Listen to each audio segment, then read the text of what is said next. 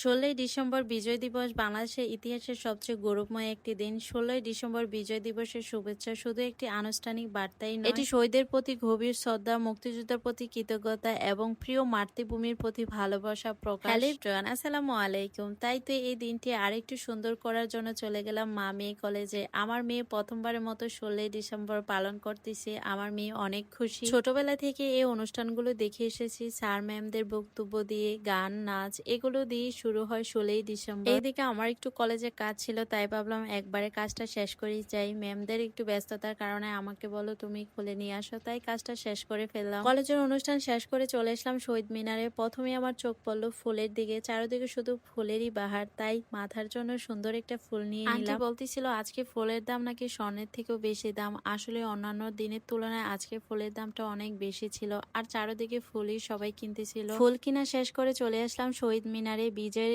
এই দিনে লাল সবুজের পতাকার নিচে দাঁড়িয়ে আমরা স্মরণ করি সেই অমর ত্যাগ, যে ত্যাগ আমাদের দিয়েছে স্বাধীনতার কথা বলার অধিকার, নিজের পরিচয় মাথা উঁচু করে বাঁচার শক্তি। আজকে বাংলাদেশ আরো সুন্দর ন্যায়ভিত্তিক করার শপথ নেওয়ারও দিন এই বিজয় দিবস। তাই আসুন বিজয়ের চেতনা সবাই জাগিয়ে তুলি। সবাইকে জানাচ্ছি আবার ১৬ই ডিসেম্বরের শুভেচ্ছা। আমার মেয়ে মামার কাছে একটার পর একটা আবদার করেই যাচ্ছে, আর দিচ্ছে আর নষ্ট করেই যাচ্ছে। সময়ও লাগতেছে না নষ্ট করার জন্য। বাঙালি কোনো ঐতিহ্য দিনই মানে হচ্ছে বিভিন্ন রকমের অনুষ্ঠান, খাওয়া দাওয়া, রং বেরঙের জিনিস কেনাকাটা করা। আজকের দিনটা আরো বেশি স্পেশাল হয়ে থাকবে আমার কাছে, কারণ আমার মেয়েকে নিয়ে এমন একটা সুন্দর দিন পালন করলাম। ১৬ই ডিসেম্বর আমাদের অহংকার, আমাদের পরিচয়, শহীদের রক্তের ঋণ শোধ হোক দেশ গড়ার কাজে। আবারও জানাচ্ছি সবাইকে ১৬ই ডিসেম্বরের শুভেচ্ছা। আজকের দিনটা কে কিভাবে কাটিয়েছেন অবশ্যই সবাই কমেন্টে জানাবেন। সবাই ভালো থাকবেন, সুস্থ থাকবেন। আল্লাহ হাফিজ।